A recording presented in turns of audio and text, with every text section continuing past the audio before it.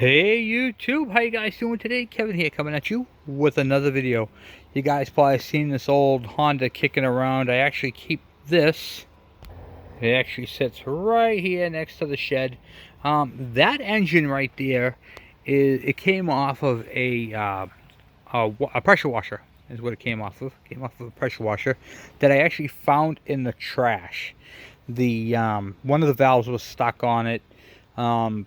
It didn't run, obviously, had a stuck valve. Carburetor was all gummed up, and I cleaned it. I didn't change the oil. What do you call it? I just added to it. I check it before I use it. And you can see it's got a short nubby shaft with that. That's the driver for the pump. And I'm not taking it off. I'm leaving it right on there. What I use this engine for is, this is how I dispose of gasoline. Yes, you heard it. So what I do is I fill up a little, when I'm doing carburetors and stuff like that, just go, where do you get rid of fuel? I burn it. I have this old junk engine and I just let it run. That's it. These things are clean burn. They run pretty well. And there's a catalyst in that muffler, and it runs pretty good. So I figured in this video right here, I show you guys a couple of my old school engines. Yes, a couple of old school engines. And this is not old school. This is, 90s.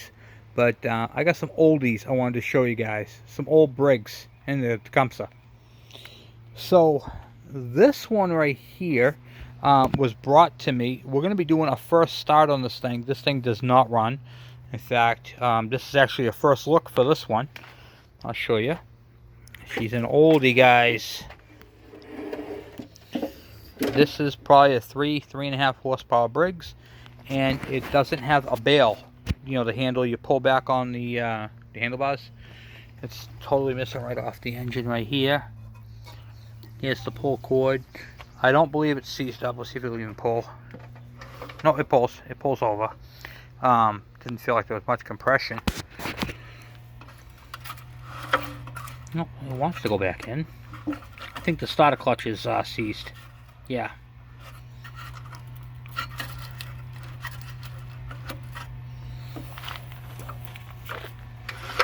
Yeah, the starter clutch is seized. So we have this old dinosaur that's been sitting around for 100 years. So we're going to be doing a video on getting that running. I like these old style engines. You just don't get to see them all that often. And it's cool because this was before all the safety stuff. And look, guys, it's an old Craftsman. Lightweight magnesium Sears Craftsman. Let's see, 20-inch, 10.0 cubic inch. So it's pretty cool. It's an old magnesium deck. They weren't worth nothing in scrap, and it cost pennies to make this thing. But I'm going to get this thing going. The next engine I'm going to show you is a Tecumseh. This Tecumseh right here, I cleaned the points in it. I was just messing around with it. I cleaned the points on it, which are underneath the flywheel. And it's an old snowblower engine from way back in the day. And it's got the, this obviously mounts to the front of the motor here. And it looked like it said Wisconsin on it, but I can't quite make that out. Maybe you guys can. It's a Tecumseh engine anyway. And it's made in Wisconsin. This doesn't have a primer or anything like that. So what it does, it has this push button here. And when it's on the cover there, you push this, choke it, and you push that in like that. And that's actually like a rubber. See this piece right here? It's a piece of rubber. And it seals off the engine and creates a big suction. And sucks in all the fuel, and it starts it that way. That's the primer.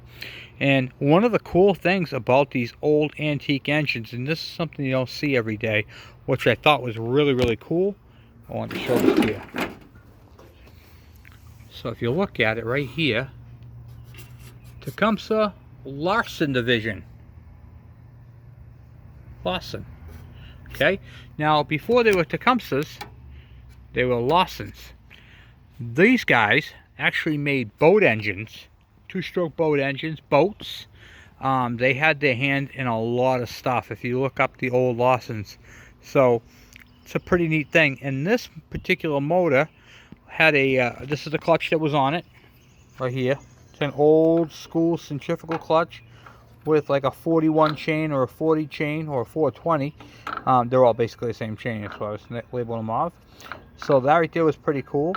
It's got a clutch on it, old school style muffler, and well, let's look at this right here. This model right there, model H40, this is a 4 horsepower, so that's pretty cool. And if it was a 5 horse, it would say H50, and H60 for 6 horse, H70 for 7. You guys get the idea. So this is an actual 4 horsepower metal fuel tank, and I can't really see too well in there, but you can see the size here. It is clean inside. So this tank is really clean. This engine does not have provisions for a electric start or any of that. There is none of that on the flywheel. It does run. The motor does run. In fact, I'll do a first start video on these later on. I just wanted to show you guys a few of the engines that I had kicking around. Alright, get you guys in the stand here. Turn some fuelage on. I was going to do a first start video. You know what? I'll do it now. See if I can get this valve turned on. Fuel is on. Take it off kill switch. Pull the choke. Alright, now the pull rope has a bad spot on it where it could break, but we'll just see if it's going to start up for me. And it's cold. You can see I'm grabbing the exhaust. It's cold, hasn't ran. It's guess it'd be a cold start, I guess.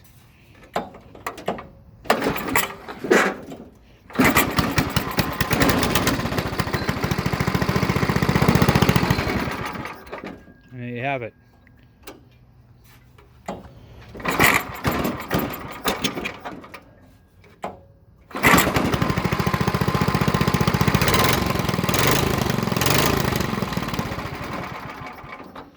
And there she is, guys. It'll run longer, but I don't think there's any fuel in it. So, but anyway, that's a and it's got a little bit of fuel in it, but yeah, so that's pretty cool. 4 horsepower, and put it on half choke. Let's see what it does on half choke. Maybe I had the fuel the wrong way.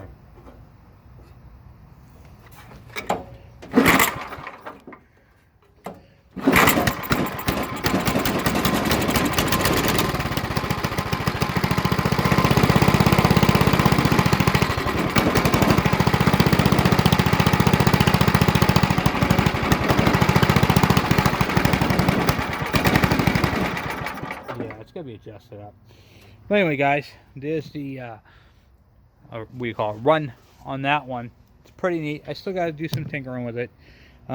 It's been sitting for quite a long time. I recently just got this this motor. Friend of mine, Dominic, we went down to go look at a truck, and the guy had this there for $6. I couldn't leave it, so that's my $6 motor. The next engine I'm going to show you guys is an old Briggs Stratton 5 horsepower.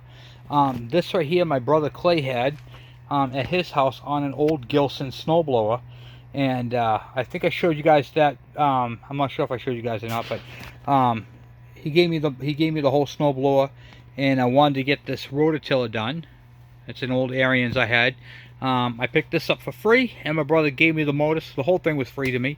But this is an old snow machine engine, and I want to show you guys something really cool with this thing. So first, let me show you guys the choke and the throttle assembly. So typically you would have your choke over here, right here, and you'd pull that out. But in this case, to move it, you have to go all the way to the back of the machine, and it's on this side. You pull that, and it pops the choke out right there. And when you push it back in, I'll do it right here. Pretty neat, huh? So it's all done from this side. And then this is your throttle. That's idle. And you pull it up, and that increases the idle. So I thought that was pretty neat. And to shut the engine off, you have this little tab here. You just ground it out, and it shuts the engine off. Pretty neat. Now, I put this air filter in because this air filter assembly is originally from this tiller. There's the original engine right there, sitting next to it, the 4 horse. That's a 4. He gave me the 5. Basically looks exactly the same. Tank on this one's nice and clean too. But the cool thing, over the top of this engine for the snowblower was this cool cover. And it bolted up to where the head is. You can actually see the rust line right there, and that's all it was, right there. And then to access your carburetor and to put fuel in it, you had this little door here that it would open up. And you can put it like that in your your fuel tank. You guys get the idea right there, you see what I'm saying? And then this is where the air filter hole would be. And then I got the screw, and that goes into the air filter stud right there. It's pretty neat. So, and there's the speed controls and all that, tells you which way to go for them and all that. So, I thought that was a pretty neat engine, and I wanted to show off the old-fashioned Briggs and Tecumseh engines. And this one's electric start as well, and you might notice that there is no push button on it. So once you plug that cord in, your 120, it just starts to turn over, and you ain't stopping it unless you unplug it. That's how you stop it. And that works, as funny as that is. Some of these guys in the stand will pop this thing off. I'm not going to let it run too long because we're in the tent, but I'll let you guys hear it. Once again, this is a cold start. This thing hasn't been running either. This one, I actually built this last week. I ran it out there, tried it out, and then I shut it off. So this is the first time it's going to start for me. So what I like to do is go down with the throttle all the way and then bring it up halfway. We'll try that. Choke it. So to pull the choke right like that, and we'll see if it's going to go. Let me get in a good spot here. We can pull this thing.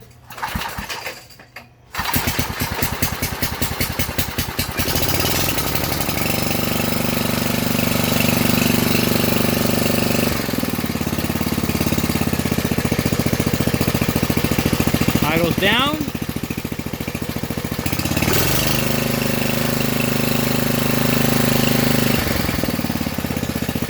And then to shut it off.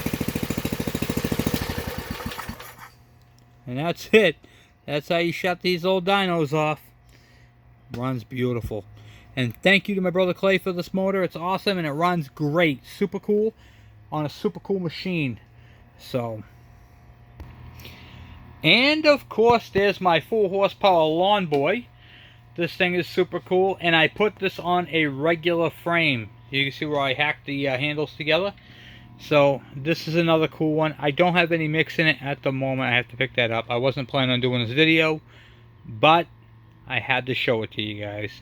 Of course, it's a 2-stroke, so I had to show it on the channel. And I have an antique machine with a newer engine. I'll show you guys that one. This right here is the Craftsman snowblower. You guys have seen this one before. I put the 5.5 horsepower Honda on it. This thing takes a 6 horsepower. Now, funny as it is, that first engine I showed you there, that Tecumseh, the 4 horse, basically the same thing, but a 6 horse was on this snowblower right here. This requires a 6 horsepower. Same exact engine. In fact, I was debating on putting that engine onto this machine. Same shaft, same clutch, and it would work just fine. So this right here might become a 4 horsepower. I might go down again. It took a 6, but I know it can handle a 4, and those 4 horsepower Tecumsehs are very strong. So, showing you guys off all my antiques. For many people, these antique engines represent a better time. These were when they were built simple. They had points ignitions, which were basically, they call them contact points because of what they do, but they're really just a mechanical switch. And they work quite well, and especially on these older engines. So this is not going to be converted over to CDI. It's just going to stay points ignition. And it's one of those things where this engine right here is very simple to work on. It's enjoyable to work on. And it's just a vintage piece of classic.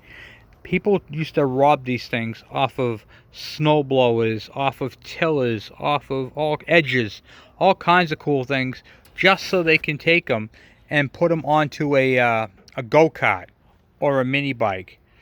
See, I'm starting like a little bit of fuel there. So this engine right here, I got to go through and do some cleaning up on it, ultrasonic clean that carburetor. You can see the paint; it's factory. But you know, these are the bikes. These are the engines that started out many people. on their go-karts and their mini bikes and what have you, you know. So I figured I'd do a quick video, share them, and say hi and thank you guys for subscribing. It's just been it's been a great honor doing these videos and sharing little parts and pieces. These right here are what I started off with. So everybody's like, oh, how'd you start with your mechanics? I found these. People threw these away in the trash. Yes, back in the day, our trash people used to take anything. They didn't care if it was a TV or what it was. They would throw it right in the back of their truck. If it was a tiller, they would throw it right in the back of the truck, and they would crush it right up. And now, because of all the regulations, these aren't allowed in the landfills like that. These would have to go to a scrapyard. But these are what got me started. These are what got me up in the morning when I was 10 years old. I remember, I'll tell you guys a funny story, is I used to go around on my pedal bike. Okay, yes, on my pedal bike. And what I would do is me and my buddies would ride around the trash streets. We knew when the trash streets were. We used to drive up and down the trash streets. I'm not kidding you. We would see a lawnmower just like this right here. We would take this handle, stick it under our seat, strap it down with a bungee cord up here so it couldn't go forward, it couldn't go backwards, and I would tow these things home on my pedal bike. That's how I got started, guys.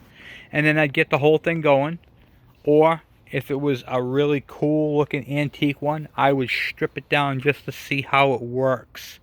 And I encourage you guys, I know there's a lot of younger people on my channel who watch this channel. If you're 15 years old, you're 16 years old, heck, if you're an adult and you're just looking for something to do, okay, get in the car, put on your favorite radio station, drive around, find a lawnmower, okay? Even though the 4-stroke, doesn't matter. Get the lawnmower, bring it home, and tear the whole thing down to nothing. Take a look and see how it works. See how it goes. Put the thing together with a tube of silicone. It doesn't have to run great. Just get it running with your own hands. That's what this channel is about. It's about inspiring. If you get stuck, ask a question. I will have no problem answering. And I try to do my best to answer all you guys. So please, get out there. Start turning wrenches. This is a dying breed. Okay? You don't just roll out of bed and go, I'm a mechanic. You have to work at it. And with everything, you have to start somewhere. This is a 1-cylinder engine. The same concept this lawnmower has. Okay, the same thing. This is a 1-cylinder. That beautiful specimen right there of a machine, that Mazda 3, okay, that's a 4-cylinder. Okay, it basically has 4 lawnmower engines in a row. It's the same concept. My truck's got a V8. So you take your lawnmower, you tip it up on an angle, you angle 8 of them, boom, boom, boom, boom, boom, boom, and then there you go. Well, that'll be a V6. So add two more boom booms to that. Okay, it would be the same thing. Okay, you can make a V8 out of a lawnmower, I guess. But you guys get the idea. So once you guys master how a 1-cylinder works, you just take that principles and you add it however many cylinders you want to work on. There are several different engines. This one right here says OHC, overhead cam. Okay, this one has a timing belt in it. Same concept of that timing belt, and done the same exact way, is in that Mazda 3 right there. Okay, same thing. This one right here is an L head. Alright, so this is like a Model T or a flathead Ford. Same thing with that one right there. And then you have your overhead valves. So you see that valve cover right there? That's like you have in your car. So you got, my truck. You got push rods, rocker arms, and valves. So you got the older Ford V8 or the Chevy 350 V8 right there. And then you have your newer Hondas, your Mazdas, your Lexus, your Toyotas, your Honda Civics. That's the concept right there. So you literally can find a small engine to fit your needs. If you like working on antiques and you like Model Ts and all that, there's your concept right there. It's the same thing. So you got your from 1900 all the way up through the 20s and 30s and, well, even 50s, 40s and 50s was the L head, okay? Then the push rods came in for your cars, and then you had what they call the overhead valves right there, and you had the valve covers. So you got your 57 Chevys, your Camaros, your Corvettes, your Mustangs, your Chargers, your Darts, all that stuff is right there. And then you got your newest stuff today, your little 4-cylinder Honda Civics. Boom, right there, this car right here. This car right here, same concept right there. It's pretty neat. It's all on how you do it, guys. So get out there, grab a set of wrenches, and start turning them, okay? And remember, if it's broken, don't be afraid to take it apart, because what are you going to do, break it? It's already broken. Enjoy. Embrace the brokenness. Get out there and turn them, take them apart, and learn. Ask questions. Grab a book. Even if it's not on that, you can typically find an answer in a book that's relative. You know what I mean? So anyway, guys, get out there, turn wrenches. Thank you for watching. Thank you for subscribing. I'm out.